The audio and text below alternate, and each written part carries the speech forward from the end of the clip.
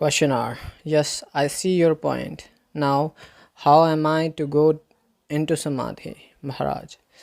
If you are in the right state, whatever you see will put you into Samadhi. After all, Samadhi is nothing unusual. When the mind is intensely interested, it becomes one with the object of interest. The seer and the seen become one in seeing. The hearer and the heard become one in hearing. The lover and the loved become one in loving. Every experience can be ground for Samadhi. Questioner.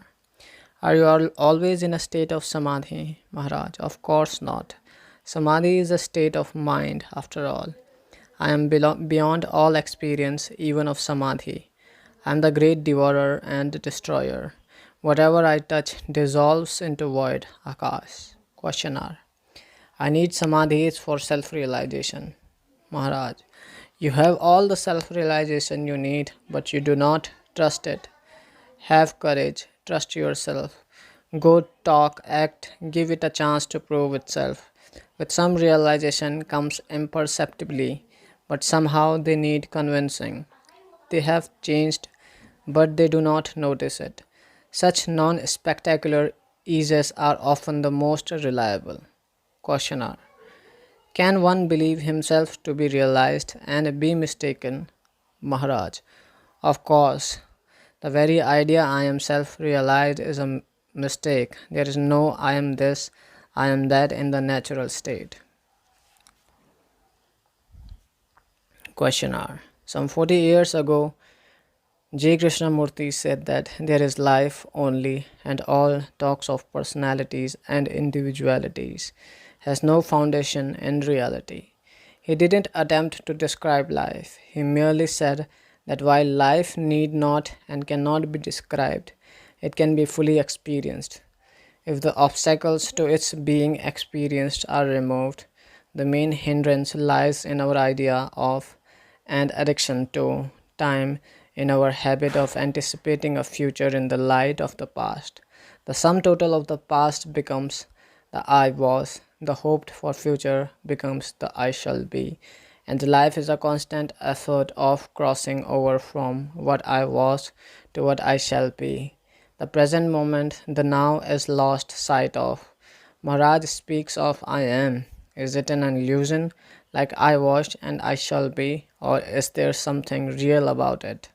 And if the I am too is an illusion, how does one free oneself from it? The very notion I am free of I am is an absurdity. Is there something real, something lasting about the I am in distinction from the I was or I shall be, which change with time as added memories create new expectations? Maharaj. The present I am is as false as the I was and I shall be. It is merely an idea in the mind, an impression left by memory, and the separate identity it creates is false. This habit of referring to a false center must be done away with. The notion I see, I feel, I think, I do must disappear from the field of consciousness. What remains when the false is no more is real. Questioner. What is the big talk about elimination of the self? How can the self eliminate itself? What kind of metaphysical acrobatics can lead to the disappearance of the acrobat? In the end, he will reappear, mightily proud of his disappearing. Maharaj. You need not chase the I am to kill it. You cannot. All you need is a silence longing for reality. We call it Atma Bhakti, the love of the Supreme, or Moksha Sankalp, the determination to be free from the false. Without love and will, inspired by love, nothing can be done. Merely talking about reality without doing anything about it is self-defeating. There must be love in the relation between the person who says, I am, and the observer of that I am. As long as the observer, the inner self, the higher self, considers himself apart from the observed, the lower self, desire, despises it and condemns it, the situation is hopeless.